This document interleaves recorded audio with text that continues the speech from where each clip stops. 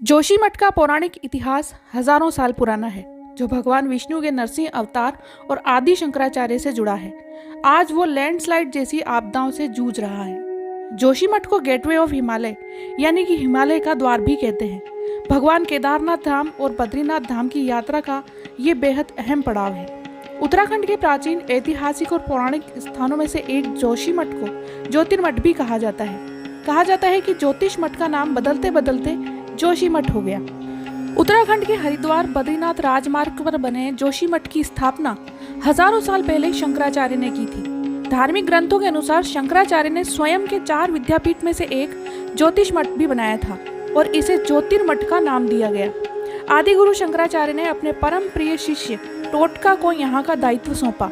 यह पवित्र तीर्थ स्थान कामप्रयाग क्षेत्र में है। अलकनंदा और धौली गंगा नदी का संगम यहीं पर होता है। जोशीमठ का पौराणिक इतिहास बहुत पुराना है। जोशीमठ को सनातन धर्म की राजधानी भी माना जाता है। कहा जाता है कि पहले जोशीमठ समुद्र क्षेत्र हुआ करता था।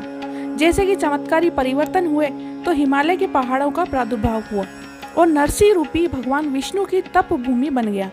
यह भी माना जाता है कि दैत्य कुल के राजा हिरण्यकश्यप और उनके पुत्र प्रहलाद का संबंध भी यहाँ से था। हिरण्यकश्यप को भगवान विष्णु ने अमर होने का वरदान दिया था। इस वरदान के अनुसार न तो वो किसी स्त्री और पुरुष के द्वारा मारा जा सकता था, न ही दिन और रात के समय मारा जा सकता था, और न ही घर के अंदर और बाहर उसे मारा जा सकता था। अमर कर देने वाले इस वरदान के कारण हिरण्यकश्यप घमंडी हो गया और खुद को भगवान मानने लगा। उसने अपने राज्य क्षेत्र में भगवान विष्णु की पूजा पर पाबंदी लगा दी। भगवान का भक्त प्रहलाद अत्याचारी पिता की यातना के बावजूद विष्णु की पूजा में लीन रहा। आग बबूला हिरण्यकश्यप ने अपनी बहन होलिका के साथ उसे मरवाने की कोशिश की, लेकिन होलिका जलकर खाक हो गई और प्रहलाद को कुछ भी नहीं हुआ। इसे देखकर भगवान विष्णु नाराज हो गए। भगवान विष्णु नरसिंह यानी आधे मनुष्य और आधे शेर के रूप में हिरण्यकश्यप के रूप में प्रकट हुए और खंबा तोड़कर निकले। गोधूली बेला में उन्होंने जांग पर हिरण्यकश्यप को रख कर पंजों से उसका पेट फाड़ दिया। भगवान नरसिंह का क्रोध इतना भयंकर था कि हिरण्यकश्यप को मारने के बाद भी कई दिनों तक वे क्रोध की अग्नि में जलते रहे। माता लक्ष्मी ने भक्त प्रहलाद से मदद मांगी। वो भगवान विष्णु का जप करते रहे जब तक कि वे शांत नहीं हो गए। कहा जाता है कि यही वो स्थान था जहां भगवान विष्णु का क्रोध शांत हुआ था। जोशीमठ में भगवान विष्णु के मंदिर में ऐसा ही शांत स्वरूप देखने को मिलता है। नरसिंह मंदिर का वर्णन भी स्कंद पुराण के केदार खंड में मिलता है। आदि शंकराचार्य द्वारा शुरू की गई परंपरा के अनुसार यह मठ अथर्ववेद का प्रभारी है। ज्योतिर्मठ बद्रीनाथ के तीर्थ शहर के करीब है।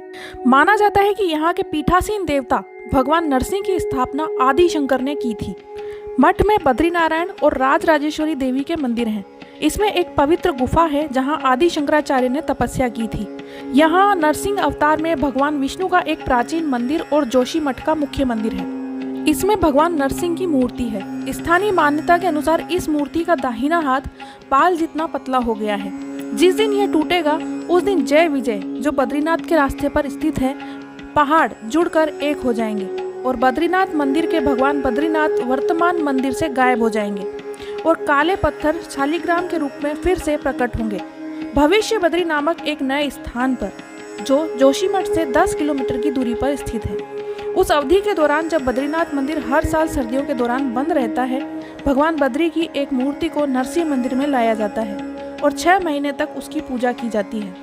जोशीमठ के बारे में अनेक धार्मिक मान्यताएं हैं। यहाँ देवी देवताओं, ऋषि मुनियों और कवियों के होने के कई साक्ष्य मिलते हैं। जोशीमठ का वर्णन कई हिंदू धर्म ग्रंथों स्कंद पुराण के केदारखंड, विष्णु पुराण में भी मिलता है। जोशीमठ से कुछ ही दूरी पर तपोवन भी आता है, जहाँ से निकलने वाले गर्म पानी को अमृत के समान माना जाता है। ये सभी धार्मिक मान्यताएं एक पहाड़ी नगर को देश के धार्मिक मानचित्र पर एक बेहद महत्वपूर्ण स्थान देती हैं। जोशीमठ ही वह स्थान है जहाँ ज्ञान प्राप्ति से पहले आदि शंकराचार्य ने शहतूत के वृक्ष के नीचे कठोर तप किया था। यहीं पर उन्हें ज्योति या ज्ञान की प्राप्ति हुई। यहीं उन्होंने शंकर भाष्य की रचना की, जो सनातन धर्म के सर्वाधिक महत्वपूर्ण ग्रंथों में से एक है। पांडुकेश्वर में पाए गए कत्यूरी राजा ललित शूर के ताम्रपत्र के अनुसार जोशीमठ कत्यूरी राजाओं की राजधानी थी, जिसका उस समय का नाम कार्तिकेयपुर था। जैसा कि अधिकांश प्राचीन और श्रद्धेय स्थलों के लिए होता है, उसी प्रकार जोशीमठ का भूतकाल किंवदंतियों एवं रहस्यों से प्रभावित है, जो इसकी पूर्व प्रधानता को दर्शाता है। शंकराचार्य के शिष्यों में से टोटकाचार्य इस ज्योतिर्मठ के प्रथम शंकराचार्य हुए। जोशीमठ वासियों में से कई उस समय के अपने पूर्वजों की संतान मानते हैं, जब दक्षिण भारत से कई नंबूदी ब्राह्मण परिवार यहाँ आकर बस गए तथा यहाँ के लोगों के साथ शादी विवाह रचा लिए। जोशीमठ के लोग परंपरागत तौर से पुजारी और साधु थे, जो बहुसंख्यक प्राचीन और उपास्य मंदिरों में कार्यरत थे तथा वेदों के एवं संस्कृत के विद्वान माने जाते थे।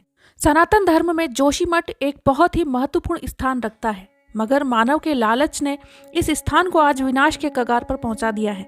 क्या जोशीमठ अचानक विनाश की ओर पहुंचा है? जी नहीं।